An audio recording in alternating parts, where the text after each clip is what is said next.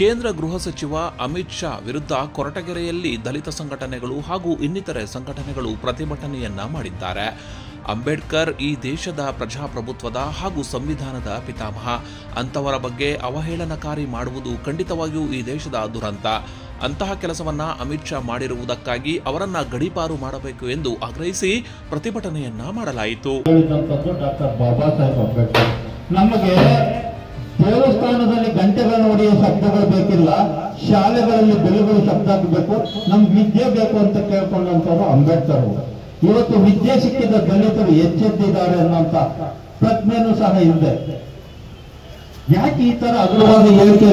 ಬಾಬಾ ಸಾಹೇಬ್ರು ಪ್ರತಿಯೊಬ್ಬರಿಗೂ ಅವರು ಸಂವಿಧಾನ ರಚನೆ ಮಾಡ್ಬೇಕಾದ್ರೆ ತನ್ನ ಮಗ ಕೂಡ ಸತ್ರು ಕೂಡ ಅವರೇ ಬರದೆ ತ್ಯಾಗ ಮಾಡಿ ನಮ್ಮೆಲ್ಲರಿಗೂ ಸಂವಿಧಾನ ಕೊಟ್ಟು ನಾವೆಲ್ಲರೂ ಬದುಕೋದಕ್ಕೆ ಅವಕಾಶ ಮಾಡ್ಕೊಡವ್ರೆ.